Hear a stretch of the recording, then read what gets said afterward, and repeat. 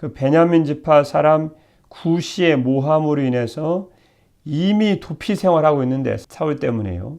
사울 왕가를 이제 무너뜨리고 다윗이 왕이 될 것 같으니까 베냐민 사람 구시의 모함으로 도피 생활에 있는 다윗이 더욱 고난을 당하게 되었습니다. 그 상황에서 자신의 무죄함을 주장하면서 의로우신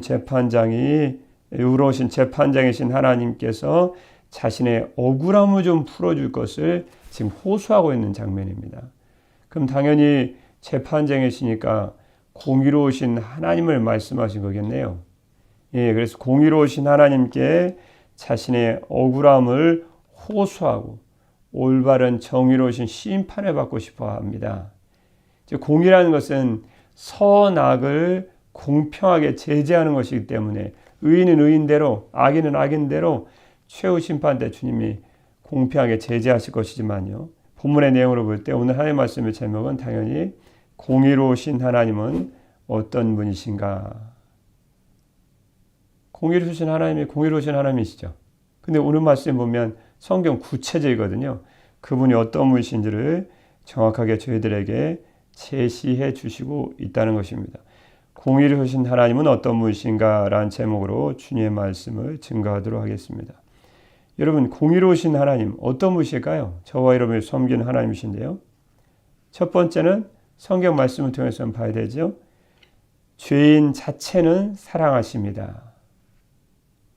공의로우신 하나님은 선인과 악인을 공평하게 제재하시는 하나님이실 텐데 여러분 그런 말씀 많이 들어보셨죠? 죄는 미워하시지만 뭘 사랑하세요? 무엇은요? 죄인 자체는 사랑하십니다. 그 말씀 오늘 본문에 나와 있습니다. 공의로우신 하나님은 첫 번째 죄인 자체는 사랑하십니다. 원래 9절과 10절이 오늘 본 말씀 핵심적인 말씀입니다. 원래 오늘 본 말씀은 1절부터 마지막 절인 17절까지 다 관계가 있는데요. 핵심적인 오늘 본 말씀을 통해서 핵심적으로 전해주시고자 하는 말씀은 9절 10절의 요약이 9절 10절에 집중적으로 거기에 나와 있습니다.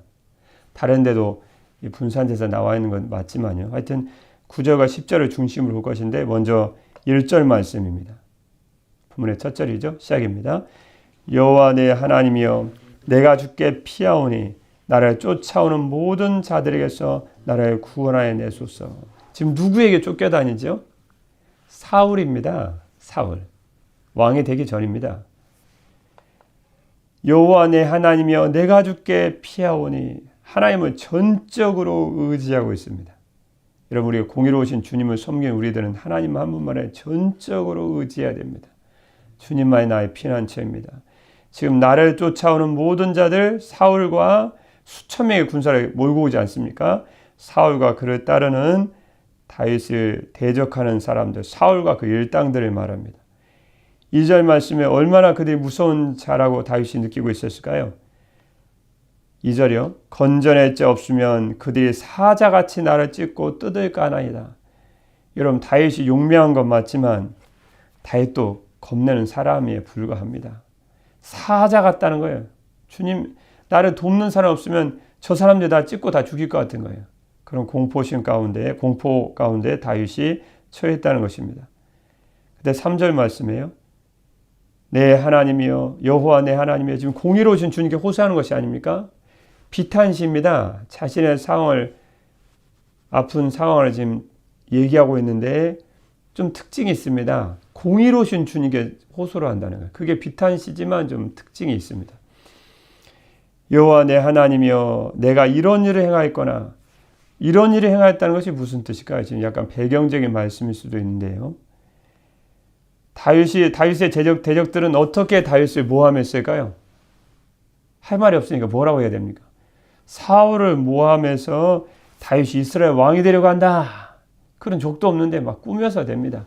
그래서 내가 이런 일을 행하였거나 라는 말씀은 내가 그렇지 실제적으로 내가 사울을 죽이고 왕이 되려고 했다면 주님 나를 심판해 주십시오. 나 그런 일을 한 적 없습니다. 그런 뜻이에요. 내가 이런 일을 행할거나 대적들이 모함하는 내용입니다. 말씀 그대로 모함입니다. 내 손에 죄악이 있거나 공의로우신 하나님이신가 심판장이신 주님 아니십니까? 그분께 이런 일을 쭉 하면서 나 이런 일을 한 적 없습니다. 4절 말씀이에요. 아주 내용은 쉽습니다. 화친한 자를 악으로 갚았거나 나와 화목하게 지내는 자에게 악을 행하였거나 나 그런 적 없습니다. 저는 내 대저에게서 까닭 없이 빼앗았거든. 내 원수라고 해서 이유도 없이 내가 약탈한 적이 없습니다. 공의로우신 주님께 호소하고 있는 거죠. 그 내용 전반적인 내용을 지금 파악하실 필요가 있습니다. 5절 말씀이에요. 내용은 쉽지만 5절 말씀이에요. 원수가 나의 영혼을 쫓아잡아 내 생명을 땅에 짓밟게 하고 이렇게 공의로우신 주님 보시기에 제가 공의롭지 않은 일을 행했다면 내 생명을 땅에 짓밟게 해주십시오. 죽음이라도 각오하겠다 그 뜻이죠. 또 내 영광을 먼지 속에 살게 하소서.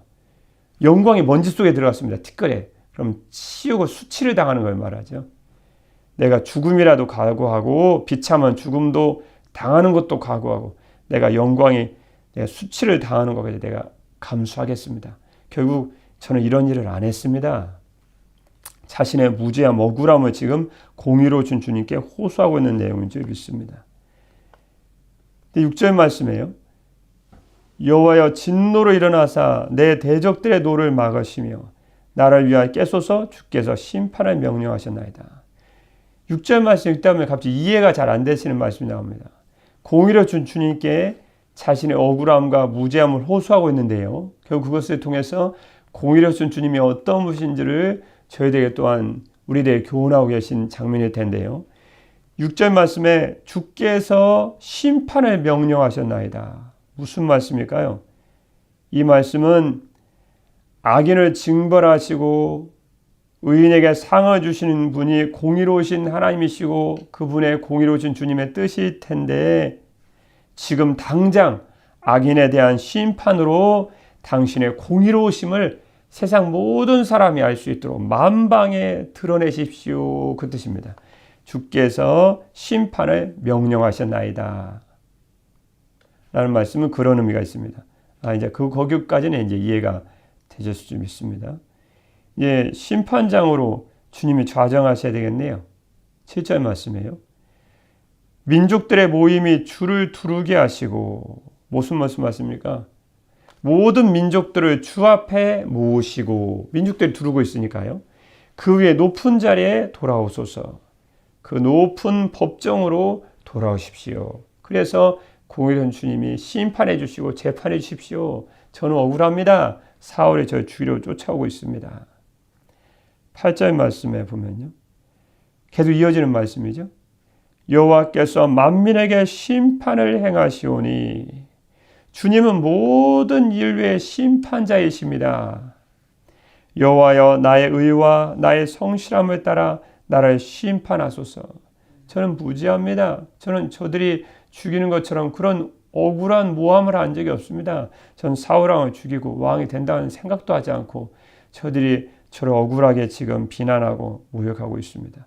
자, 이제 핵심적으로 이제 돌아왔네요. 이제 본문의 배경적인 말씀에 이제 여러분 사랑하는 성도님들 이제 이해가 되실 수 있습니다.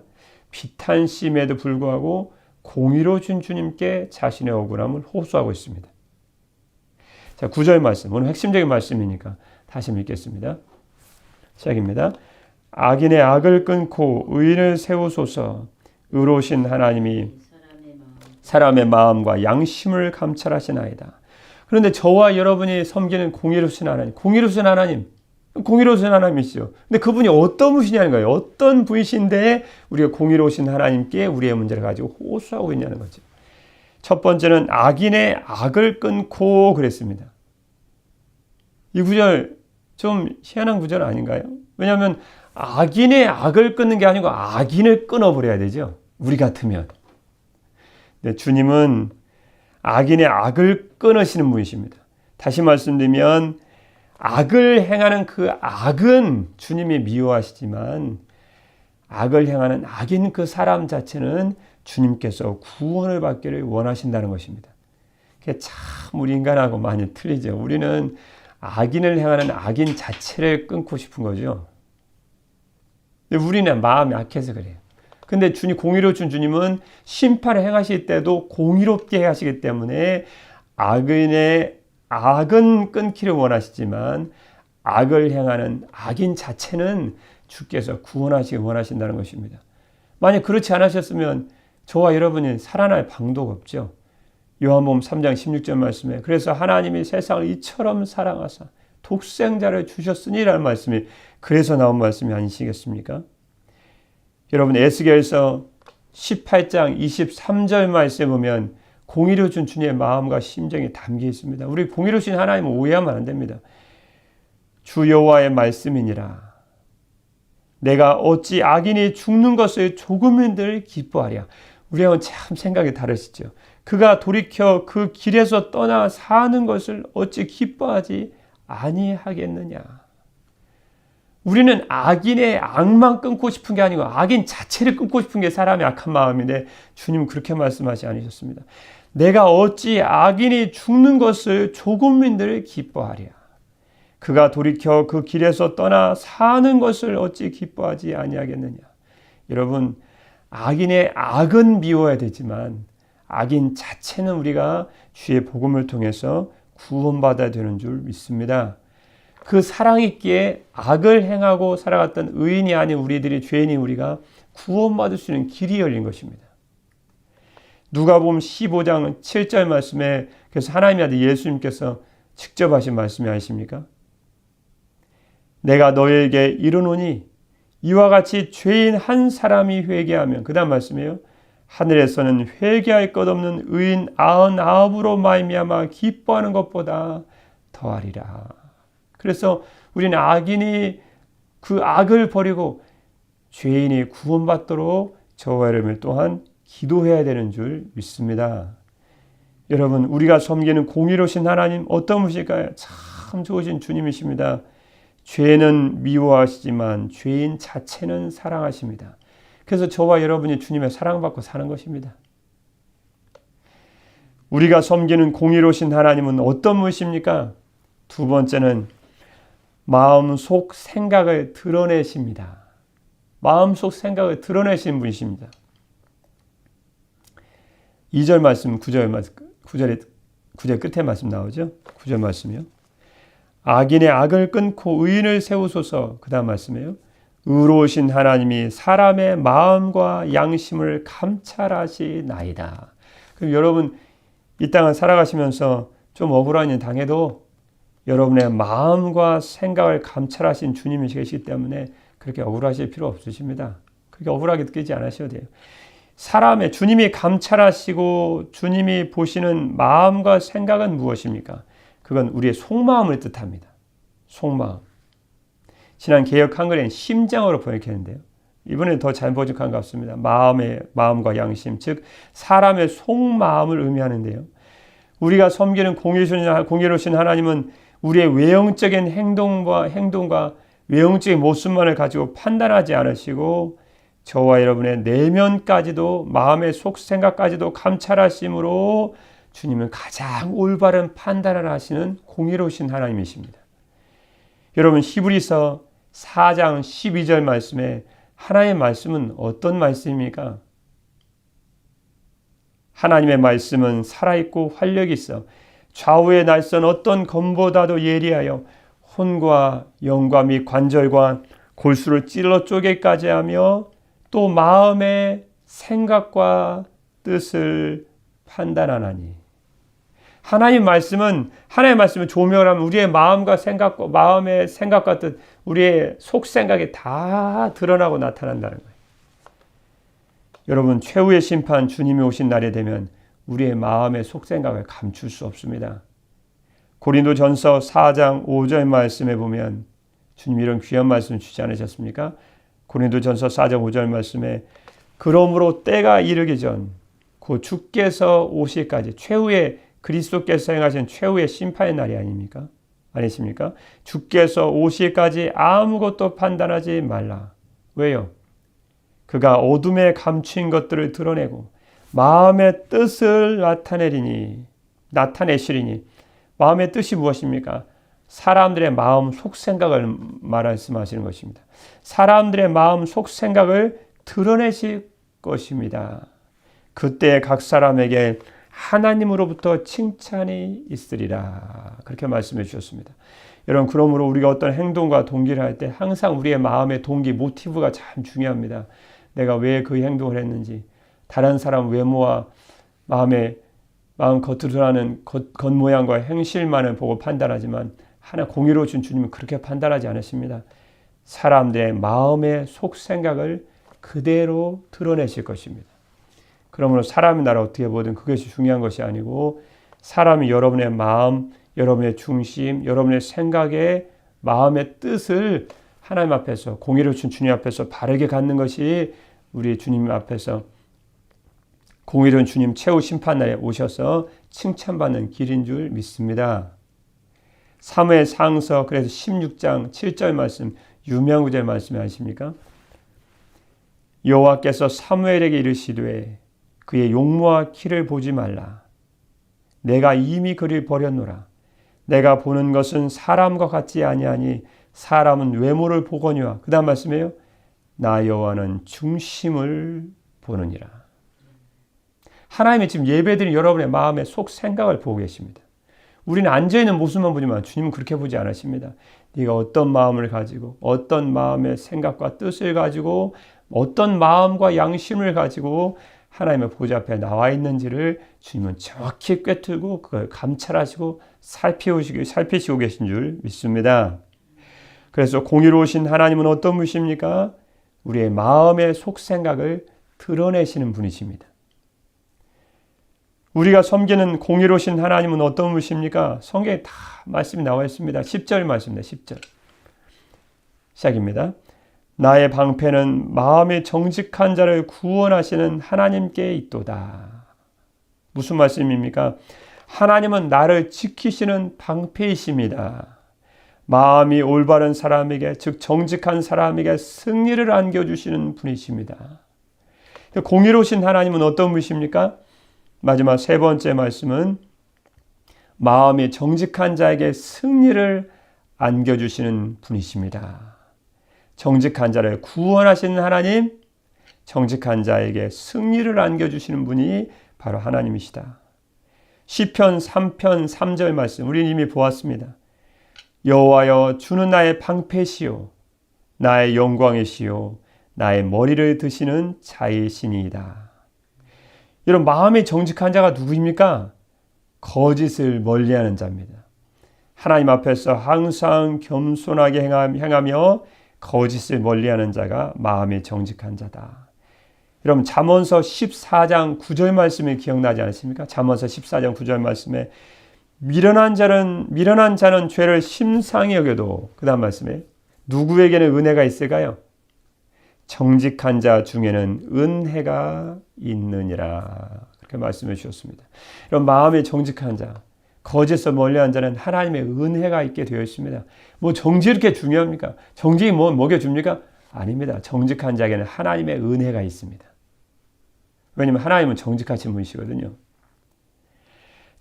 그래서 잠언서 11장 3절 말씀에 보면 주님이 또한 잠언서 짓게 하신 솔로몬을 통해 이렇게 말씀해 주도록 하셨습니다. 정직한 자의 성실은 자기를 인도하거니와 사악한 자의 패역은 자기를 망하게 하느니라. 무슨 말씀일까요? 정직한 사람은 바르게 살아 앞길이 환하게 열리지만 사기꾼은 속임수를 쓰다가 제꾀에 넘어진다. 여러분, 정직하지 않으면 금방 뭘 하나 얻는 것 같아요. 그것처럼 어리석은 게 없습니다. 그게 가장 어리석은 것 중에 하나예요. 정직하지 않고 거짓을 하면 뭐 얻는 것 같아요. 그것만 쫓아가다 보면 결국은 자기 꾀에 넘어져서 멸망에 이를 수밖에 없다. 이런 정직한 자에게는 하나님의 은혜가 있기 때문에 정직한 사람은 바르게 주님의 말씀대로, 주님께서 하신 말씀대로 바르게 살아서 앞길이 환하게 열리는 은혜가 있을 줄 믿습니다. 주님은 정직하신 분이라는 것을 꼭 기억하시기 바랍니다. 그래서 주님을 섬기는 저와 여러분도 정직한 자가 되어야 되겠죠. 공의로우신 하나님은 어떤 분이십니까? 세 번째, 마음이 정직한 자에게 승리를 안겨주시는 좋으신 분이십니다. 몇 년 전에 삼성생명의 광고에 나왔던 내용인데요. 제가 내용이 좀 좋아서 가져와 봤습니다. 21, 당신은 고개를 2개 넘어 얼굴도 본 적 없는 김씨댁의 큰아들에게 시집을 왔습니다. 26, 시집 온 지 5년 만에 자식을 낳았습니다. 당신은 그제서야 시댁 어른들한테 며느리 대접을 받았습니다. 32, 자식이 밤늦게 급체를 앓았습니다. 당신은 자식을 얻고 읍내 병원까지 밤길 20리를 달렸습니다. 40, 그해 겨울은 유난히 추웠습니다. 당신은 자식이 학교에서 돌아올 무렵이면 자식의 외투를 입고 동구 밖으로 나갔습니다. 그리고 자식에게 당신의 체온으로 덮여진 외투를 입혀 주었습니다. 52, 자식이 결혼할 여자라고 집으로 데리고 왔습니다. 당신은 분칠한 얼굴이 싫었지만 자식이 좋다니까 당신도 좋다고 하였습니다. 60, 환갑이라고 자식이 모처럼 돈을 보냈습니다. 당신은 그 돈으로 자식의 보약을 지어주었습니다. 65, 자식 내외가 바쁘다며 명절에 고향에 못 내려온다고 했습니다. 당신은 동네 사람들에게 아들이 바빠서 아침 일찍 올라갔다며 당신 평생 처음으로 거짓말을 했습니다. 오직 하나 자식 잘 되기만을 바라며 살아온 한평생, 하지만 이제는 깊게 주름진 얼굴로 남으신 당신, 우리는 당신을 어머니라고 부릅니다. 광고에 나온 내용인데 참 마음이 와닿는 내용이 아닐 수 없었습니다. 여러분, 우리가 섬기는 공의로우신 하나님은 어떤 분이십니까? 첫 번째는 어머니의 사랑에 대한 마지막 이야기처럼 모든 사랑의 근원이신 우리 좋으신 공의로우신 하나님은 죄는 미워하시지만 죄인 자체는 사랑하십니다. 그래서 저와 여러분이 살 길이 열린 것입니다. 두 번째는 마음속 생각을 드러내십니다. 세 번째는 마음이 정직한 자에게 승리를 안겨주시는 분이십니다. 오늘 하루도 죄는 미워하시지만 죄인 자체는 사랑하시고 마음속 생각을 드러내시며 마음이 정직한 자에게 승리를 안겨주시는 우리 공의로우신 하나님 한 분만을 바라보시고 그분만을 절대 신뢰하고 그분만을 의지하심으로 그 주님 안에서 참된 승리를 얻는 복된 한날이 되시기를 우리 주님의 이름으로 축복합니다. 기도하겠습니다. 너희로 환난을 받게 하는 자들에게는 환난으로 갚으시고 환난을 받는 너희에게는 우리와 함께 안식으로 갚으시는 것이 하나님의 공이시니 주 예수께서 자기의 능력의 천사들과 함께 하늘로부터 불꽃 가운데 나타나실 때 하나님을 모르는 자들과 우리 주 예수의 복음에 복종하지 않는 자들에게 형벌을 내리시리니. 아멘. 사랑의 우리 주 하나님 아버지, 저희들은 공의로우신 하나님을 믿습니다. 죄는 미워하지만 죄인 자체는 사랑하시고 마음속 생각을 드러내시며 마음이 정직한 자에게 승리를 안겨주시는 공의로우신 하나님 한 분만을 바라보고 의지하고 소망함으로 오늘 하루를 주님 안에서 승리하는 복된 한날로 살게 하여 주옵소서. 절대 공의로우신 우리 주 예수 그리스도의 이름으로 기도드립니다. 아멘.